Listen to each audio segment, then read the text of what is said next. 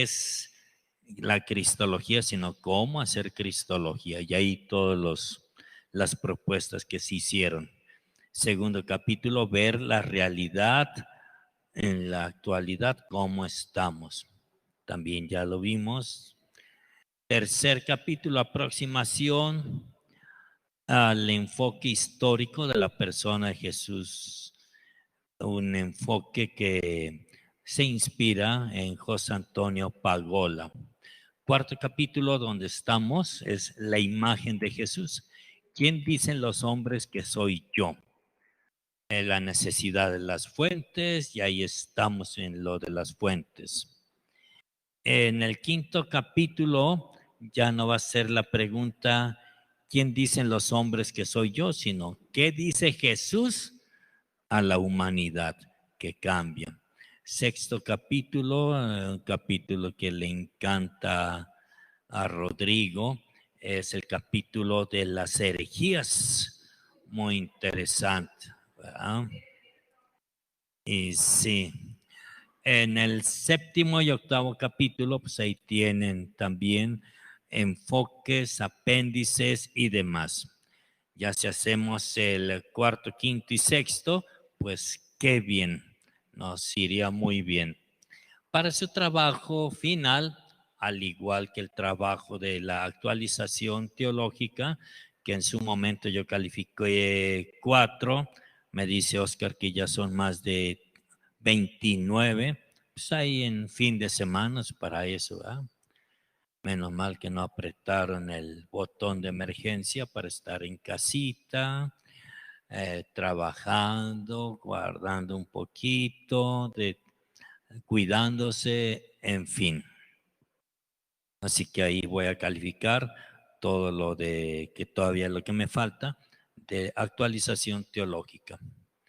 En cambio, para actualización cristológica, de una vez vayan pensando, es una síntesis del capítulo cuarto, quinto y sexto con su debida crítica personal. Lo que me interesa más es la crítica personal.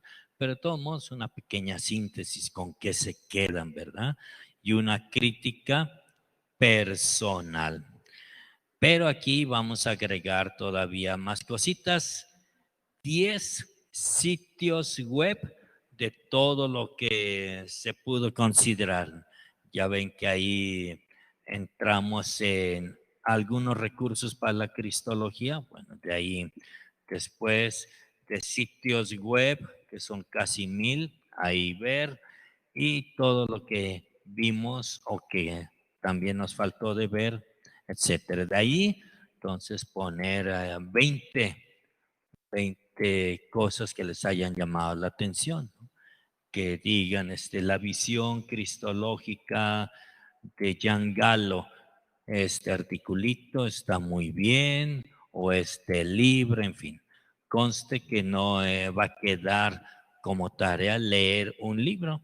Eso es lo ideal. El que más le recomendé es el de JJ Benítez. No, ese es el de Fernando. Perdón, Fernando, por meterme con tu bibliografía. El de José Antonio Pagola. Ese es aproximación histórica a Jesús, ¿verdad? Ahora, si quieren un poquito más profesional, el de John Paul Fitzmayer, un judío marginal. Tomo 1, tomo 2, tomo 3, tomo 4 son los que están en la nube y que aparecen ahí. El tomo 5 todavía no me autorizan o no me lo han pasado para que se pueda leer porque todavía está en venta. Me parece que 2100 el librito, ¿eh? Está carito el librito. Es profesional, es muy bueno.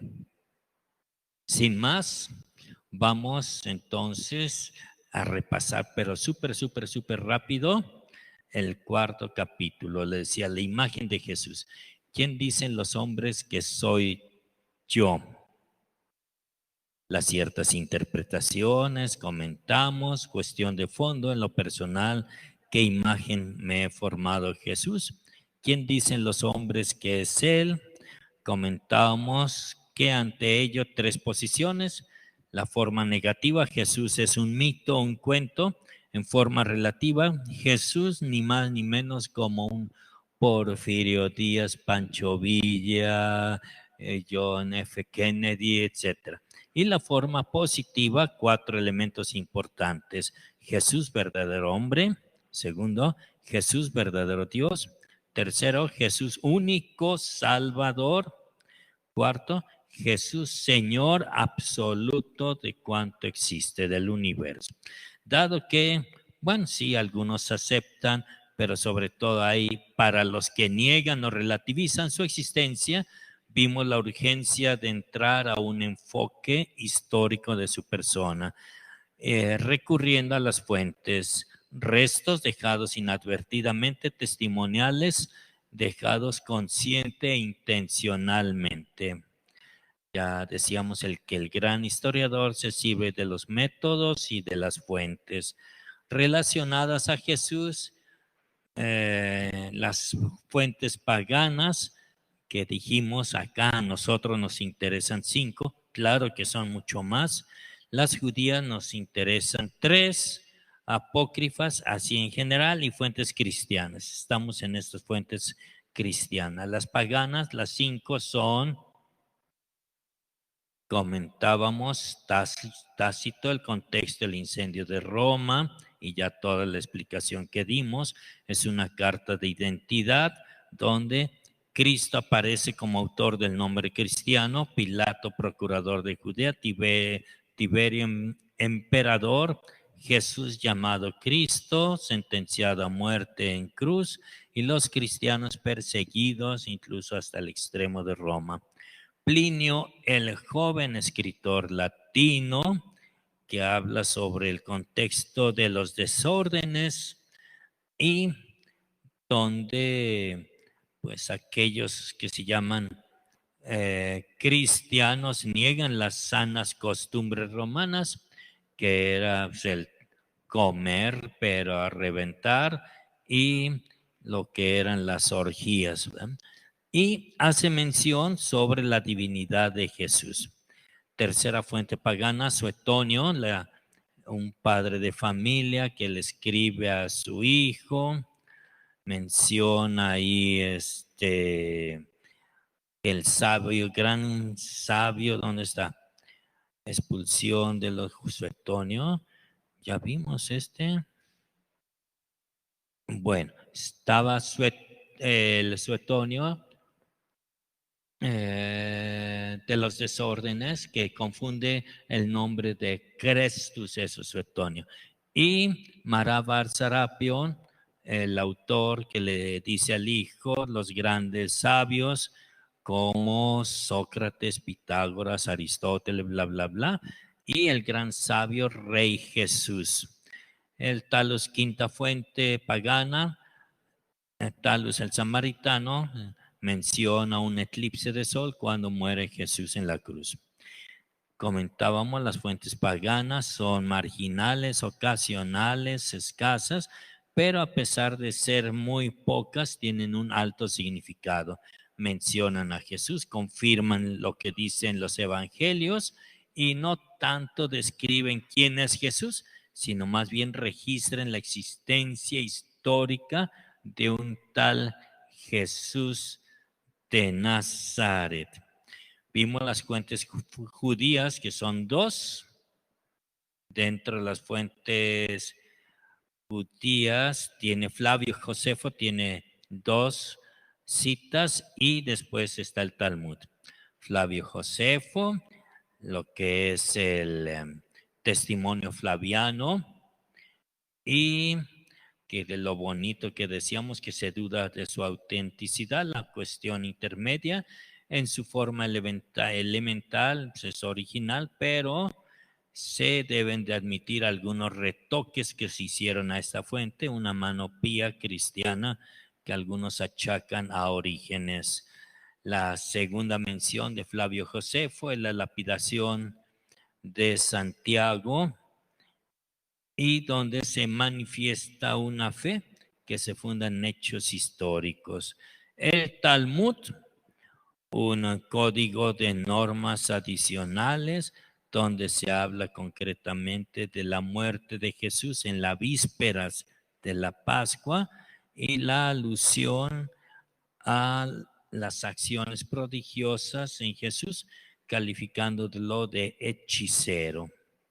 Luego las fuentes apócrifas, donde decíamos dichos de Jesús que atribuyen costumbres hebreas, judías, una importancia donde estos escritos que pueden ser evangelios, hechos, cartas, apocalipsis, todos ellos apócrifos, ¿verdad? Especialmente de tradición sensacionalista que no son aceptados, ¿verdad? Tanto las fuentes paganas, judías, apócrifas, pues son fuentes ocasionales, marginales, escasas, pero confirman, principalmente registran la existencia histórica de un tal Jesús de Nazaret. Después afirman mucho de lo que se dice en los evangelios, en las fuentes cristianas, y no hubo jamás una fuente extrabíblica, es decir, pagana, judía, apócrifa, que niegue explícita y formalmente la existencia de Jesús, la existencia histórica de Jesús. Y hay otros detalles en estas fuentes. Entramos entonces a las fuentes cristianas. ¿Cuáles son las fuentes cristianas? Decíamos que en sí las fuentes cristianas son la referencia principal de los escritos del Nuevo Testamento, fundamentalmente los evangelios. Las fuentes extrabíblicas, paganas, judías, apócrifas, no añaden nada de sustancial, de esencial, más bien se puede tener en las fuentes cristianas. Y el problema es descubrir que todas estas fuentes cristianas no son una crónica objetiva, sino más bien un testimonio de fe. El problema que plantea es cuál es el punto de partida. ¿Partir del Jesús predicador o partir del Cristo predicado? Ya comentamos teniendo en cuenta la metodología, las fuentes, y es teniendo en cuenta los géneros literarios que la propuesta de descubrir todo el Nuevo Testamento, el Antiguo Testamento, que está escrito por determinados géneros literarios, se corresponde a Rudolf Karl Pullman. Pullman es aquel que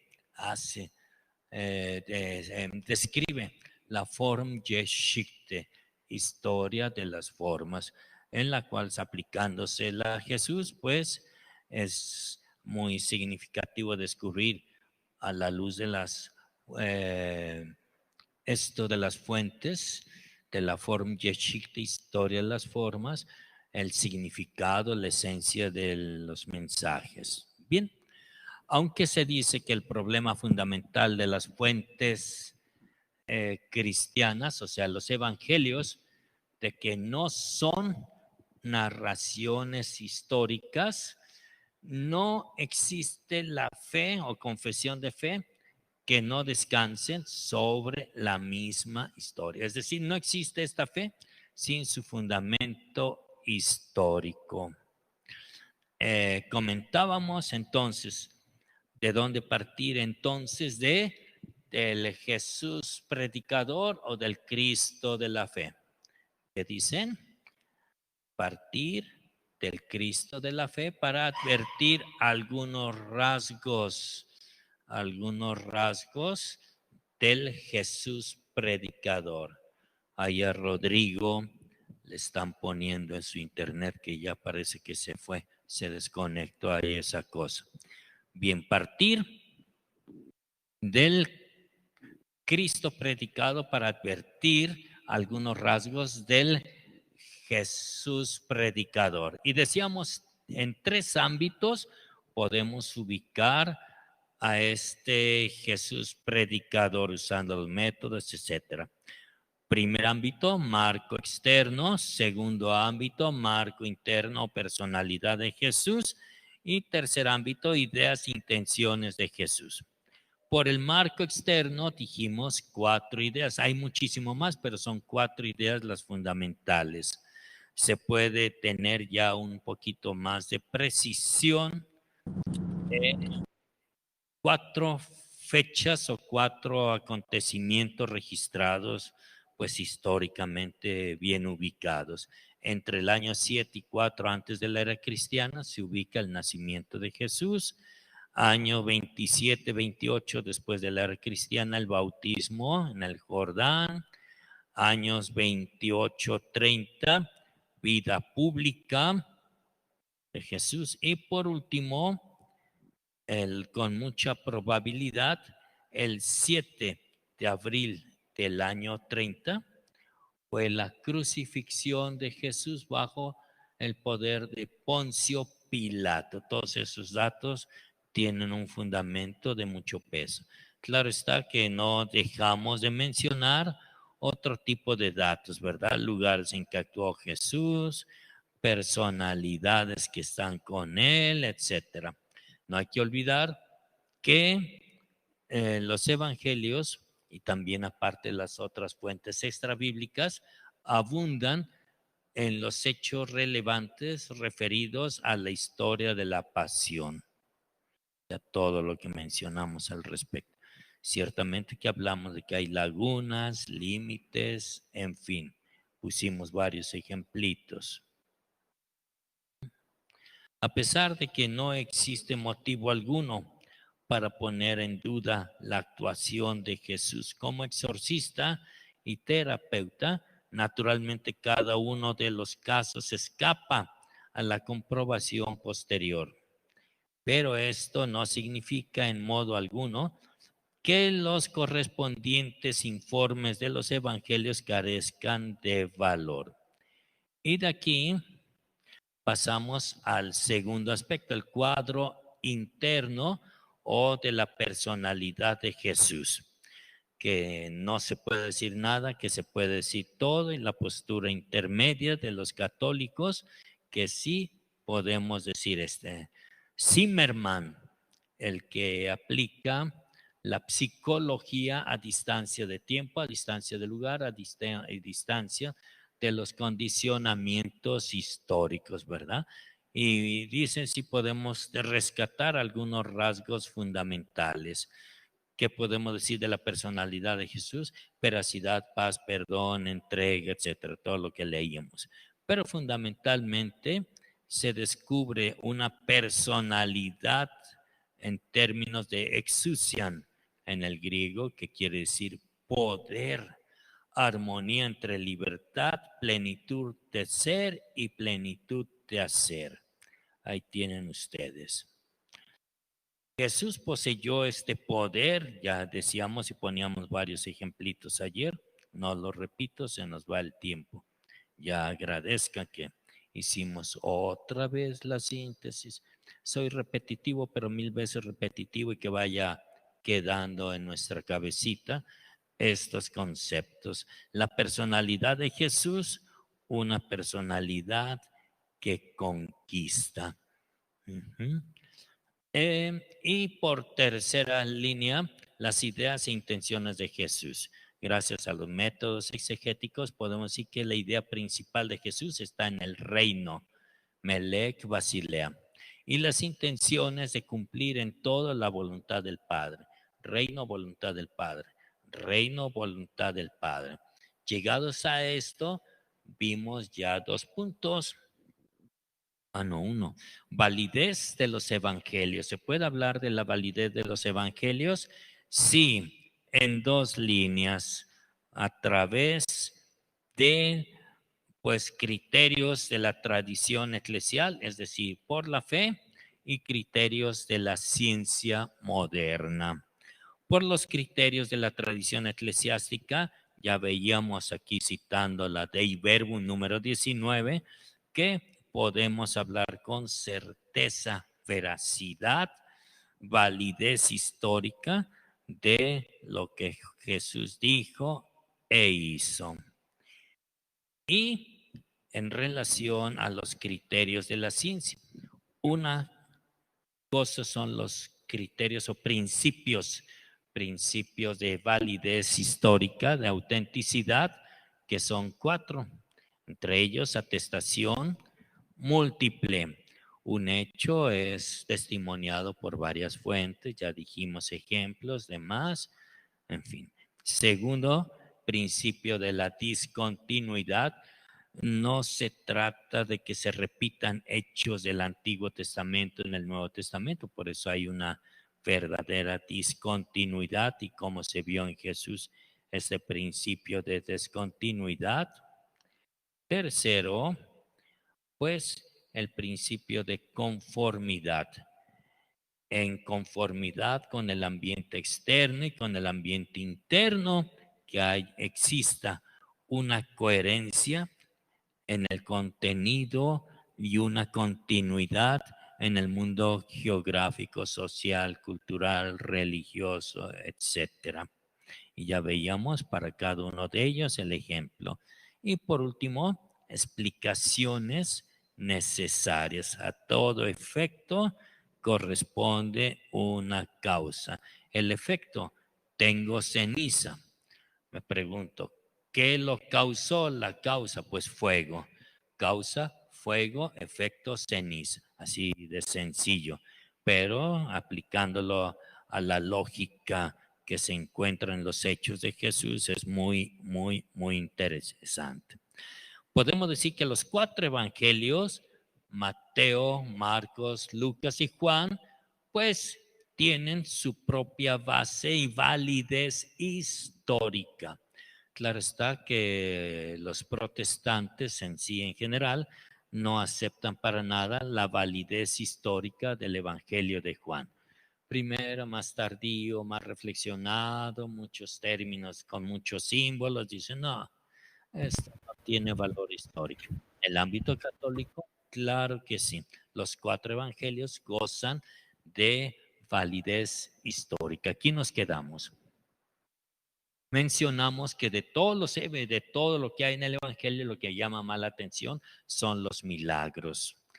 Entonces se hace la cuestión, validez histórica de los milagros. Ahí le vamos a pedir por favor a Oscar que ya cuando sean las 2 brinque ahí en su asiento y me diga, padecito, ya, o lo cancelamos de chistes. Ay, ayer me pasé la raya, disculpen. Espero que sí hay de muchísimos de Pepito, pero ya. Y les digo que hay veces que yo en lo personal no me controlo la risa. Me da por más sagrado que sea el momentito, no. Fui a misiones con 4 estudiantes de teología. Me parece que también iba Fernando. Bueno, no estoy seguro. Uno que le decían el Patito, David, etcétera, estaban ahí. Y en cada fórmula para bendecir las casas en las misiones, eran como 20 casas. Ya era la última. Yo llegué para bendecir la casa y yo usaba pues un esquemita. Te pedimos, Señor, que nos escuche. Y un sagrado silencio. Ahí diciéndose la oración, Señor, escúchanos, bendice esta casa mentalmente. Y ya proseguía, te pedimos que bendigas esta casa, bla, bla, bla, bla, bla, bla, bla. Empezando que llegamos a la última casa y había un chiquillo más chillón. ¡Ña, ña, ña! Y ya la mamá lo volteaba para arriba, para abajo, le echaba agüita y ya. Total, un show para hacerlo dormir. Ese señor ya empezó. Sí, padre, empieza. Y ya, Padre, el Hijo, el Espíritu Santo, amén. Te pedimos, Señor, que nos escuches. Y en ese sagrado silencio, el niño se echó un pedo, pero más tronado que bruto. No, los canijos 4 estudiantes me dejaron solo. Y afuera se oían sus carcajadas. ¡Ah, ja, ja! Y yo, que bendigas esta casa. Como pude, terminé la oración. Y ya la mamá, ay, tremendo el chamaquito, sí, muy tremendo. cultos, por más seria que sea la cosa, no. Hay veces que no puedo controlar la risa, así que ayer pido disculpas y escapó un poquito de falta de control. Espero que no se repita seguido. Bien, cierro el pequeño paréntesis de aventuras del maestro Fernando. Validez histórica de los milagros. Ya dijimos, ¿podemos hablar de la validez histórica de los evangelios? Sí, a nivel de la fe, de la tradición de la fe y a nivel de la ciencia. Validez histórica de los milagros, claro que sí se puede hablar. Hay el problema de fondo, la historicidad de los milagros. Sí se puede hablar de que tengan validez histórica. Descubrir el sentido de la conducta taumatúrgica, es decir, el poder de hacer milagros de Jesús, ¿tiene validez histórica? Ante todo hay que decir que Jesús no hace prodigios, no hace milagros con el afán de buscar fama. Hey, vean, vean, vamos a ver, ese está ciego, tan, y ya lo hace ver y no, al contrario, a los que cura donde hace milagros, te pido, por favor, que no lo digas a nadie. Y con cierta severidad, como que si se molestara él. Acuérdense del leproso que curó, Señor, si puedes, y si quieres, si puedes curarme, pues cúrame. Ya lo cura, etcétera, ya quedó limpio de la lepra. Hijo, te pido que no lo divulgues a nadie. Por favor, no lo divulgues. Pero parece que le dijo al revés. Allá, ay, yo era leproso, miren, mi carne parece de culito niño recién lavado. Ay, ya se salió eso. Bueno, muy fresquecito mi carne, fresquecita, rosita y demás.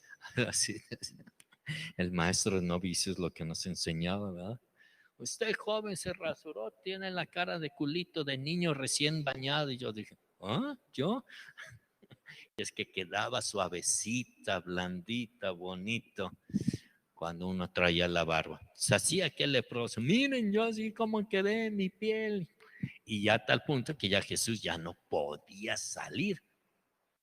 No es que Jesús se enoje porque publica, pero no quiere hacer esos prodigios por la fama. ¿Por qué hace prodigios Jesús? Para cumplir una misión. ¿Cuál es la misión de los milagros? Ahí les va, no se pierdan esto. Muy bien, la actividad taumaturga adquiere el sentido de su misión. Los milagros tienen su razón de ser en cuanto que están ligados a la misma misión de Jesús. ¿Y cuál es la misión de Jesús? Que el Padre manifiesta su voluntad de vida. Dios no quiere que las personas sufran, sino que verdaderamente vivan felices y demás. Ese es el objetivo de la misión, que den gloria a Dios superando todo este sufrimiento.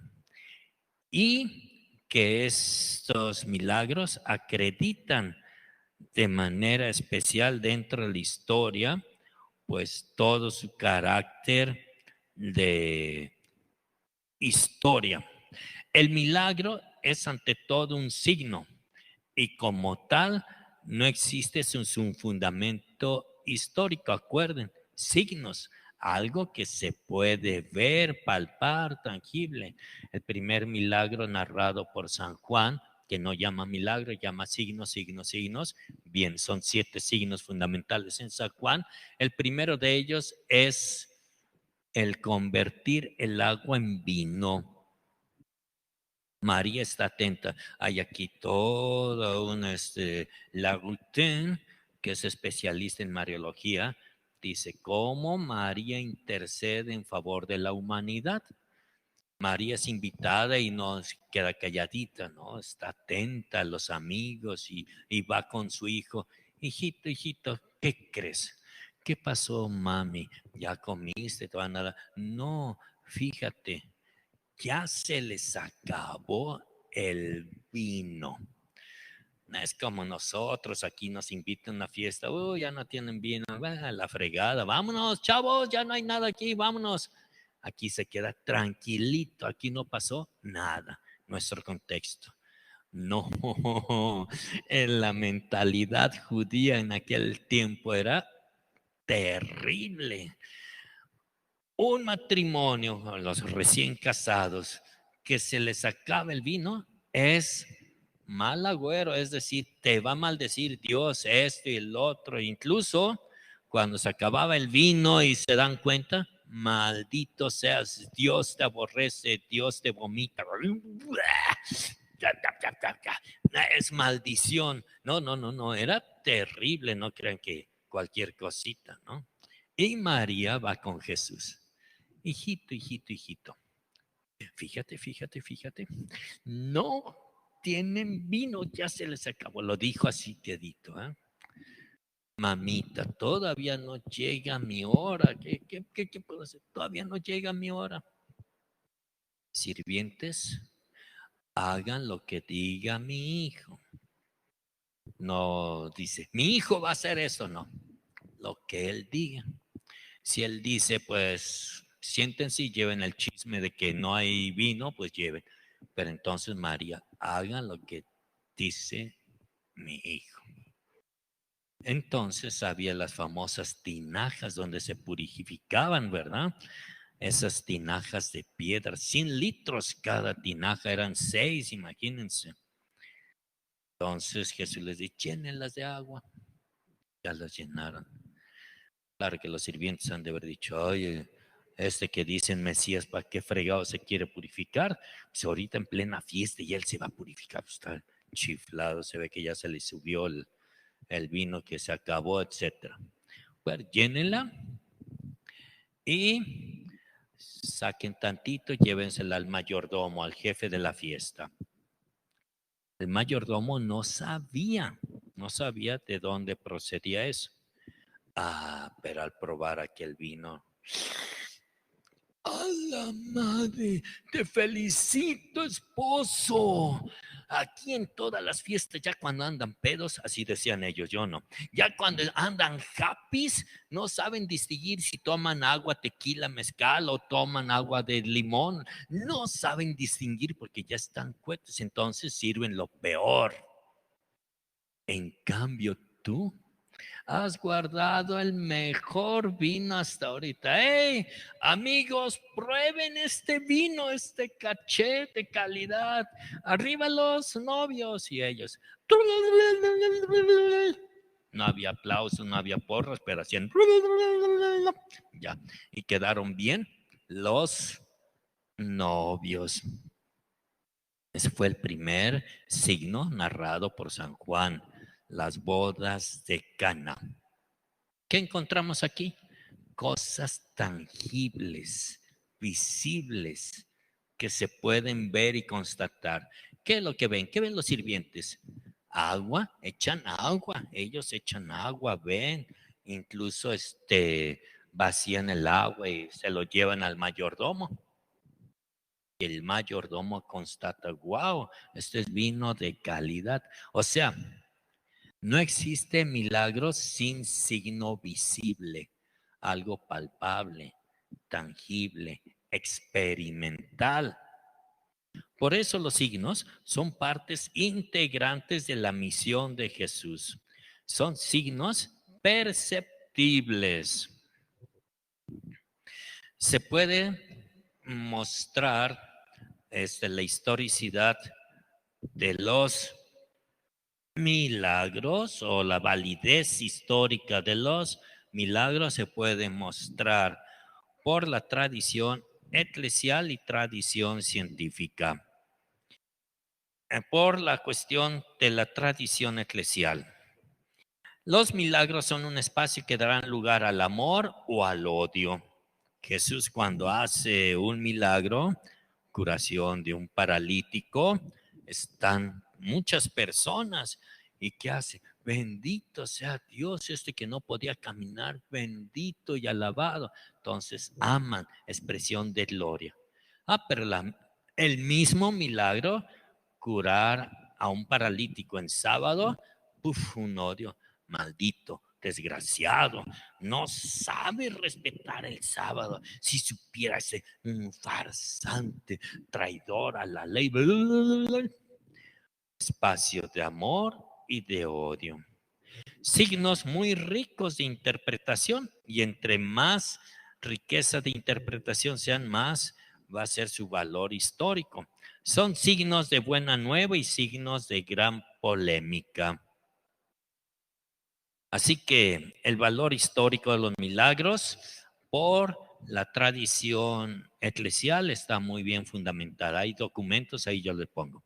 Pero también los criterios de la ciencia, los principios de la ciencia, que decíamos criterios de la atestación múltiple. Por ejemplo, el dar de comer, o sea, la multiplicación de los panes está registrado en varios documentos, ¿verdad? En varias fuentes. Dígase lo mismo en el criterio de discontinuidad. No solo aparecen como repeticiones del Antiguo Testamento, sino tienen su originalidad.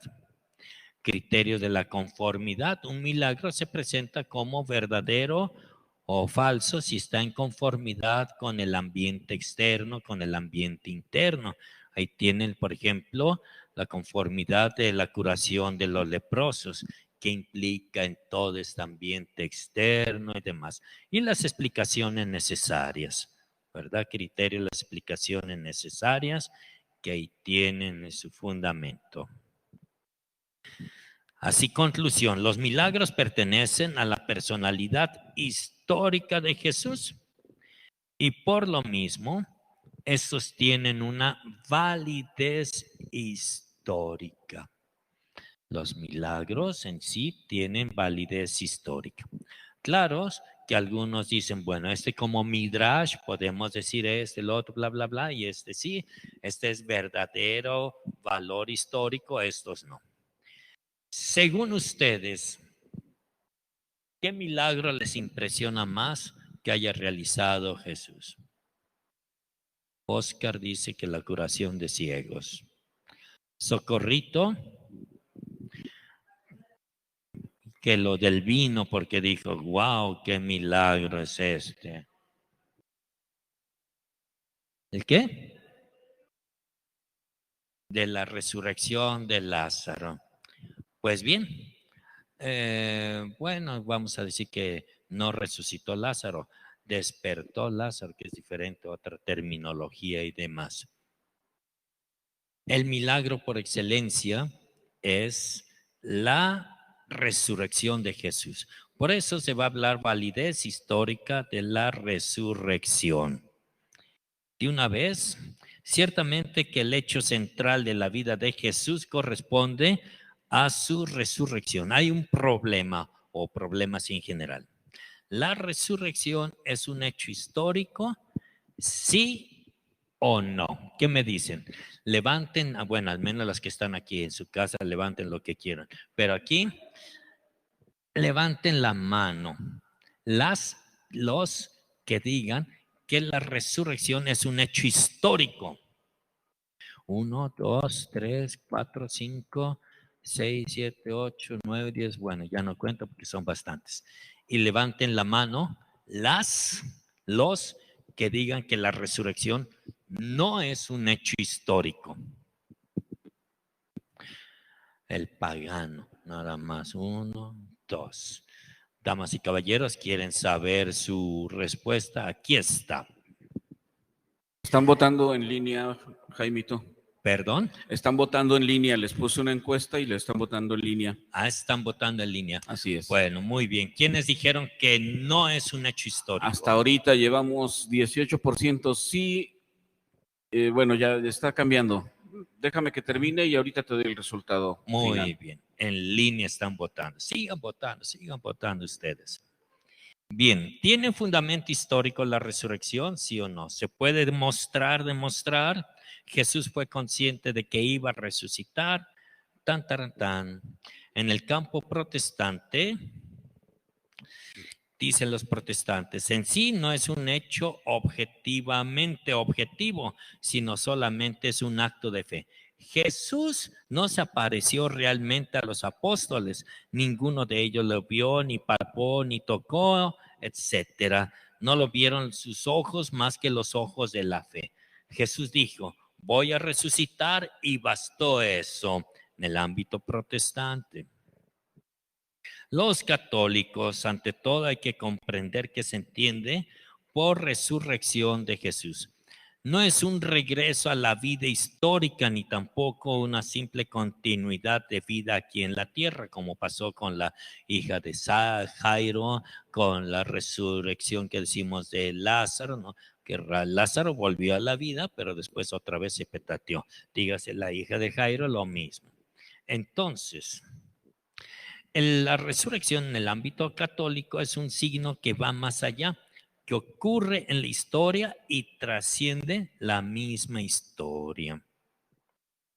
Iniciemos con la cuestión de fondo. La resurrección en cuanto tal es un hecho histórico. Se necesita para ellos considerar, ahora yo no solo principios de validez histórica, sino los requisitos infalibles de historicidad, que son 4. ¿Cuáles son? Que la sucesión de eventos sea observable, que la individualidad de la causa sea empírica, que el hecho sea intrínsecamente inteligible, que tenga analogía con otros eventos. Ante estos requisitos puede responderse juntamente con todos los estudiosos en forma unánime, los expertos, no los fanáticos. Damas y caballeros, no se espanten, la resurrección no es un hecho observable. Primero, no es un hecho observable. Nadie estuvo dentro de la tumba para ver si Jesús movía el dedito gordo del pie derecho. ¡Oh, la! Se está ahí. Nadie estuvo para ver si Jesús se sacaba las espinas de la cabeza. ¡Ay, está así! Nadie estuvo si vieron a Jesús hacer sentadillas, después sopló y su aliento divino movió la piedra. Nadie vio eso, nadie, por dentro nadie. No tiene una causa empírica que se pueda demostrar. Estaba muerto, ahora sí, por eso. No, no es intrínsecamente inteligible que se comprenda, ni tiene comparación con algún otro evento. Por tanto, damas y caballeros, hermanas, la resurrección no es un hecho histórico. Atentas y atentos. Si ustedes van con su superior, a sus abuelitos y demás, van a decir, pinche padrecito, ¿qué les está enseñando? Miren nomás, ya dejas de ir al instituto de catequesis. Claro que la resurrección es un hecho histórico, bla, bla, bla, bla. No, ya me imagino allá la superiora. ¿Es usted superiora, Mayra? Ya, ni modo, ya le tocaba. Sean prudentes, esto es a nivel científico profesional. Por tanto, la resurrección no es un hecho histórico. Ahora bien, que un acontecimiento no sea considerado como un hecho histórico no quiere decir que no existió. Claro que la resurrección existió. Si Cristo no hubiera resucitado, vana sería nuestra fe. Ipso facto, claro, sí existió la resurrección. Entonces, hay que partir de que es diferente un hecho histórico y un hecho real. Un hecho histórico que se puede comprobar, que se puede ver, constatar. La resurrección es tan grande que escapa a nuestros momentos, registros observables, todo eso escapa, va más allá, trasciende. Por tanto, no es un hecho histórico, pero es un hecho real. Realmente Jesús resucitó. ¿Cómo queda esto? La resurrección de Jesús aunque no es un hecho histórico, sí es un hecho real con fundamento histórico. Eso es diferente.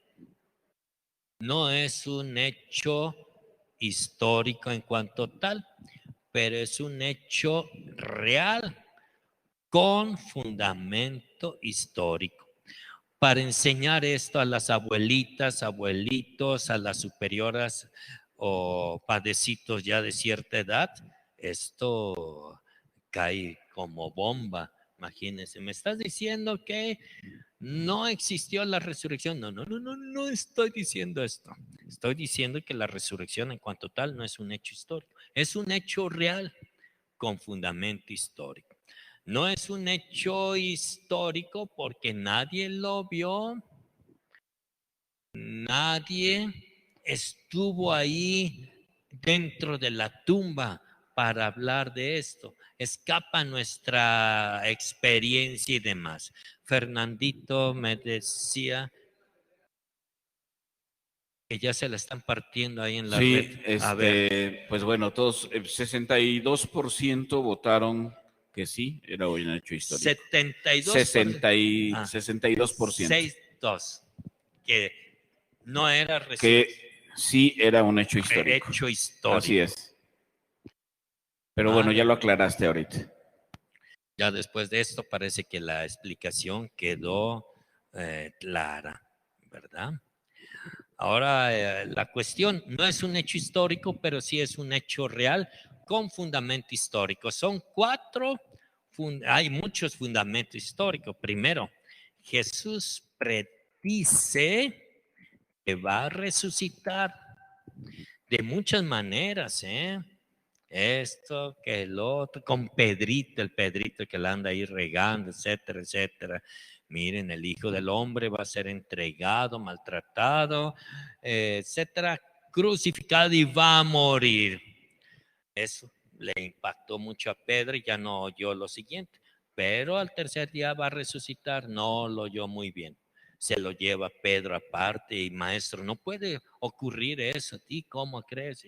Aléjate de mí, Satanás, porque no piensas como Dios, sino como los hombres. Pero algo muy interesante, los 4 evangelios van a hablar de la purificación del templo. Sí, todavía 10 minutitos. Muy bien. Los 4 evangelios nos van a hablar de la purificación del templo. Acuérdense que esto era un negocio.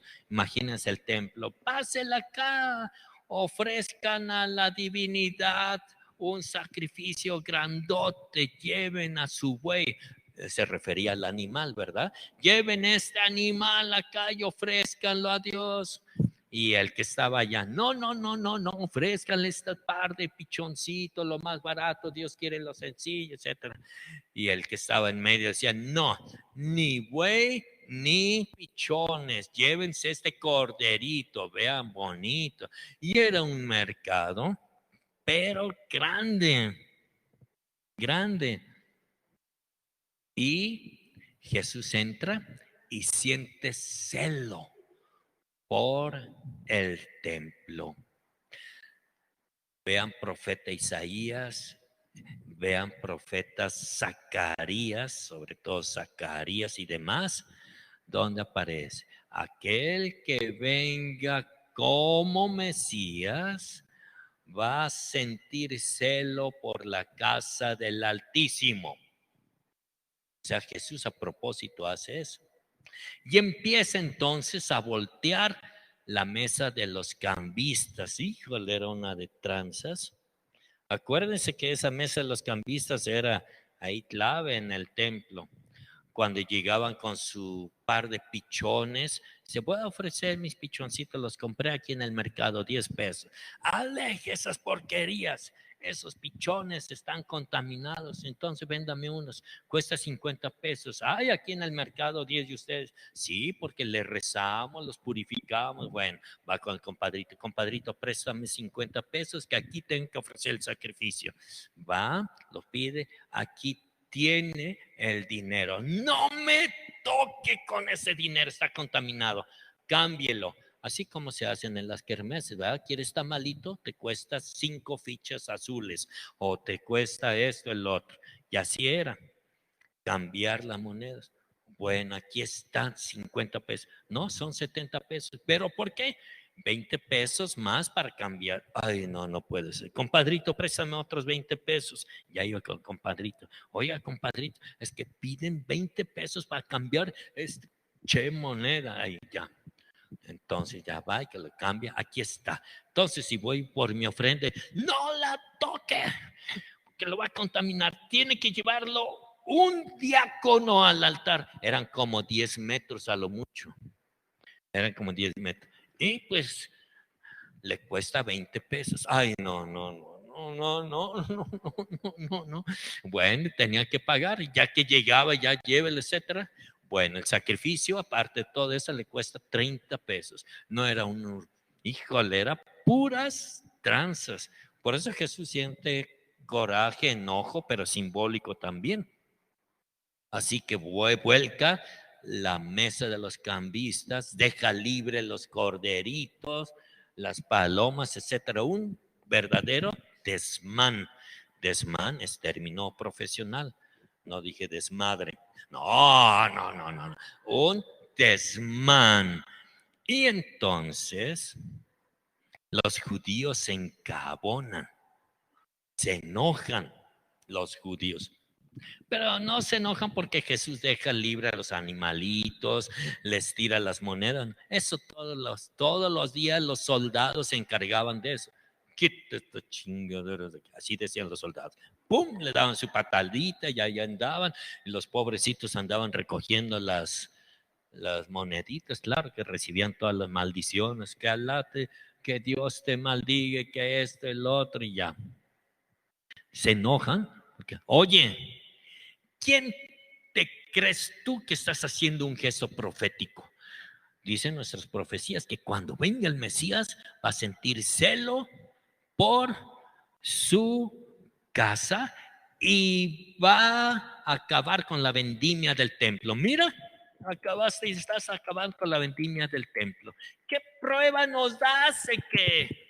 Prácticamente le decía, muéstranos que eres el Mesías, que tienes autoridad para eso. ¿Qué dice Jesús? Destruyan este templo y en 3 días lo voy a construir. Hemos ocupado más de 45 años en construir el templo, todavía no están las puertas y todo esto, los detalles, y tú en 3 días.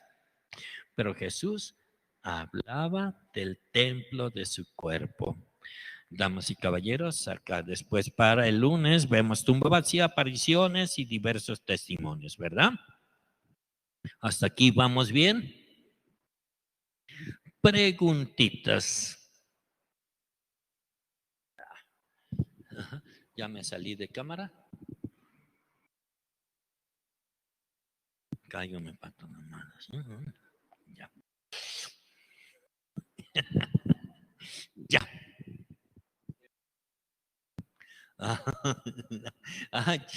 Le corto el micrófono. Ahora sí.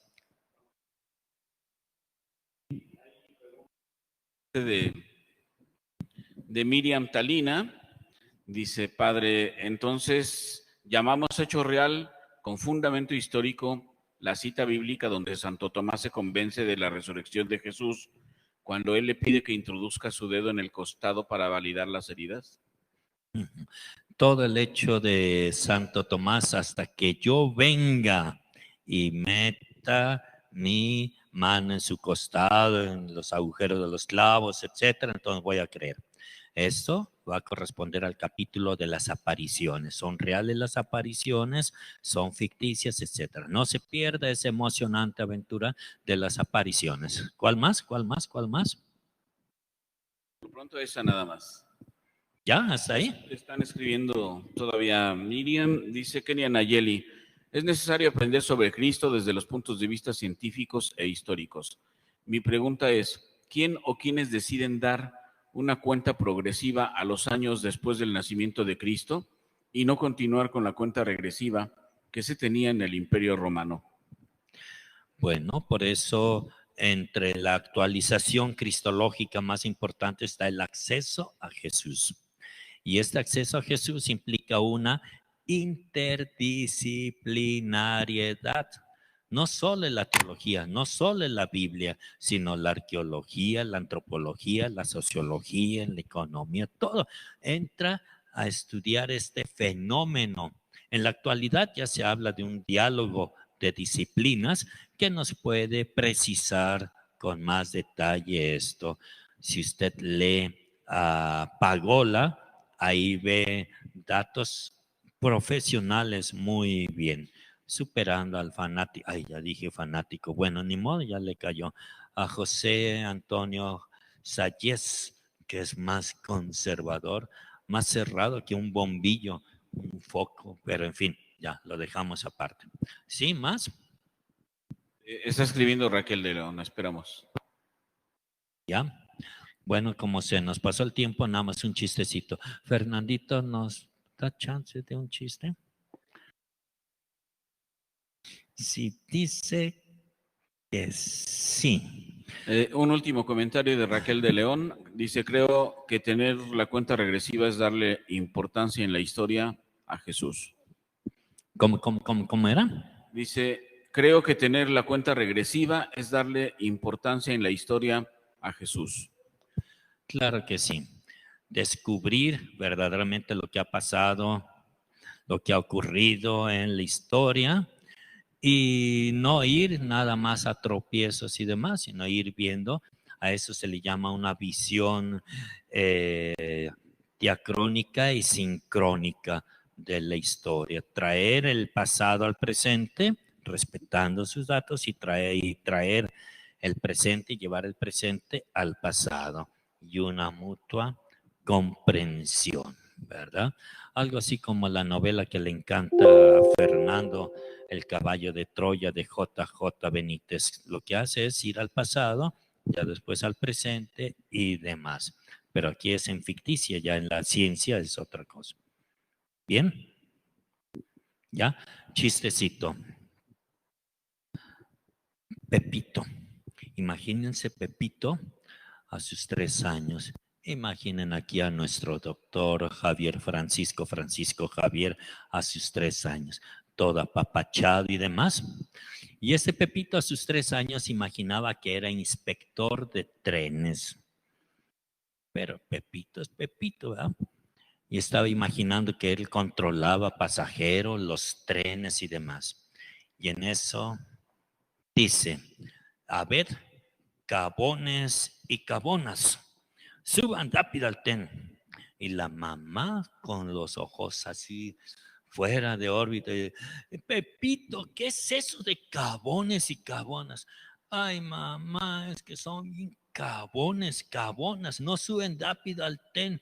Pues para que se te quite lo mal hablado, te voy a encerrar 1 hora en tu cuarto. Mamá y pasajeros, contoy de pasajeros, véngase. Y ya lo encierra, pasa la hora y sale de nuevo el Pepito. Y empieza a jugar, a ver, penejos y penejas, suban rápido al tren. Y la mamá, no puede ser. Pepito, ¿qué es eso de penejos? Y es que son bien penejos, no suben rápido al tren, se atrasan, bla, bla, bla, bla, bla, bla. Pues para que se te quite lo mal hablado, te voy a encerrar 1 hora en tu cuarto. Mamá, 1 hora, no hay pasajeros, con todo y de pasajeros, véngase. Ya. Lo encierran. Después de eso sale otra vez el Pepito y lo primero que hace es buscar a la mamá. Damas y caballeros, si son tan amables, bondadosos, gentiles, de subir rápido al tren, suban rápido. Y la mamá se frota las manos. No, que no sirvieron de algo las 2 horas. Suban rápido, porque esta cabona hizo retrasar los trenes 2 horas. Pues ni modo, ¿verdad? Ahora sí,